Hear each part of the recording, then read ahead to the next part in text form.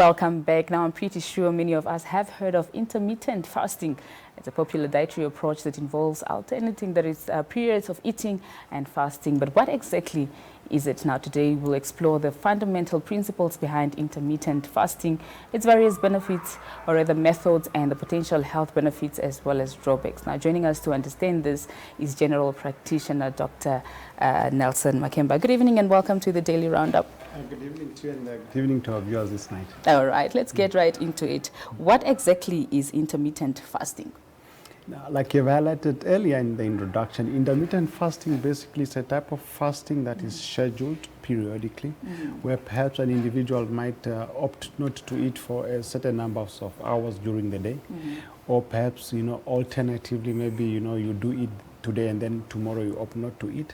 So you sort of have those gaps, in your either daily or weekly activities where you don't get to eat in that way, you sort of, just, fast it off and then, get all the benefit that comes with it. Right. As in opposed to traditional fasting where you could either fast from fluids or drinks, you might have lighter meals and not drink anything, or you could fast from food and not, fluids, where you could have lighter meals and maybe, or rather have fluids and not eat foods, or just a dry fast where you don't have anything altogether. Right. Yeah. Now, are there any potential health benefits when it comes to this specific type of fasting?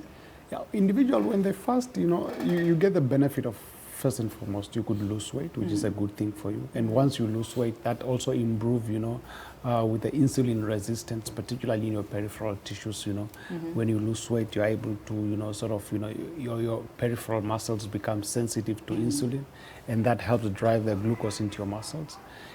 Also lipid metabolism seems to improve. Individuals that do fast also, overall health, they just tend to do very well. Their, cardiac activities tend to improve. Their resting heart rate sort of improve as well. So if you look at it in a nutshell, overall, there's some benefit that are associated with this kind of fasting. Right. Are there any potential side effects?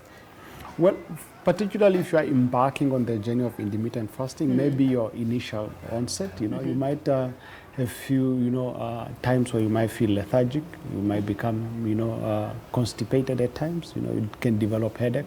And also, oftentimes when you have spaced out your intermittent fasting, depending on whatever method you are following, now when you come into the window where you are supposed to be eating, at times people tend to sort of binge on the food, which is not a good thing actually. So if you're going to do your intermittent fasting, when you come into the window you're supposed to eat, rather gradually lighter meal as in opposed to having a whole big plate full. Right. Yeah.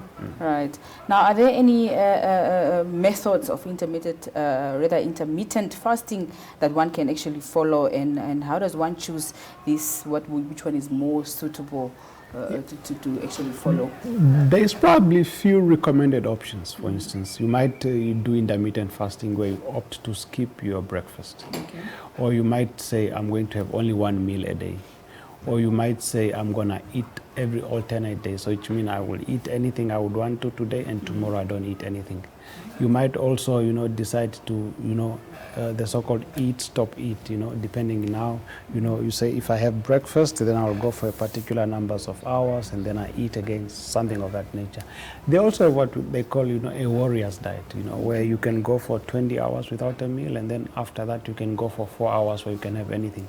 Really, the option in terms of what's probably going to be best for you, we do advise individual to sort of, do these things gradually, and then, build up and scale up as you go. And you obviously have to listen to your body, sort of, evaluate your energy levels. And then until you scale up to a level where it's, best working and suited for you. And once you have gotten into that rhythm, you'll be able to know what is actually the best option that you could go sort of stick to. Because the idea then is to be consistent, in that way you will then derive maximum benefit from the exercise. Right. Yeah. Now, how does intermittent fasting affect energy levels? You did mention a little bit of that. Maybe just elaborate more on that. Especially what when it tends comes to happen really for individuals that are probably starting off, maybe the initial onset as you embark on the journey of, your intermittent fasting, depending on the method that you have chosen. In the window where you are not eating, you might feel a bit lethargic, your energy level might actually go down a bit. But as you scale up and you get used to your routine, the opposites tend to start happening. Because now remember, you lose a bit of weight, depending on individuals. Obviously, some people they lose weight a bit faster, some might be a slow process.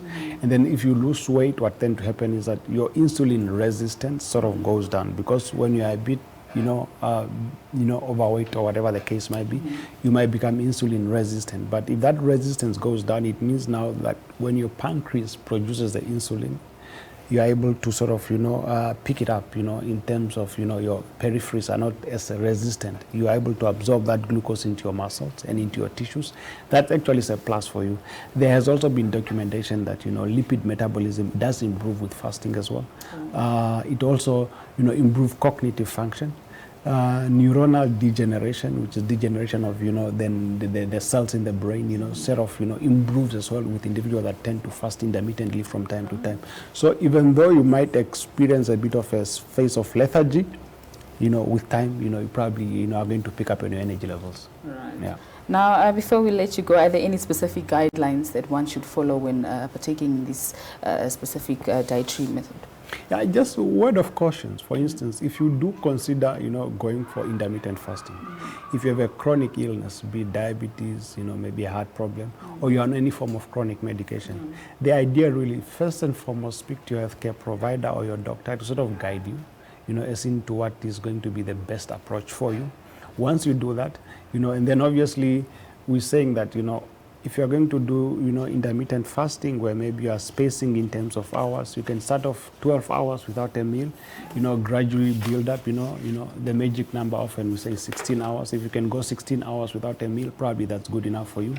And then, in between, if there's anything that's sort of bothersome, you're not feeling too good when you're in that period where you're not eating, just talk to your healthcare provider. Right. And obviously, if you do consider exercise at the same time while you're fasting, perhaps better when you are in your eating window, when you are eating, that's a time that you can consider going for exercises, because then there's good energy level. It's probably not a good idea to be hungry and exercising all the time, because you might end up dropping your energy significantly very low. That might run risk of things like fainting and stuff of that nature. Right. Dr. Makemba, thank you so much for making time for us here on Daily Roundup, and for just giving us that impactful information regarding this type of fasting. It's always a pleasure being here. Thank you for having me. All right. Now, that was Dr. Nelson Makemba, a general practitioner, sharing his knowledge and, of course, his experience on benefits, risks, as well as best practices associated, that is, with intermittent fasting. Global News Roundup and tomorrow's weather focus once again. Do stay with us.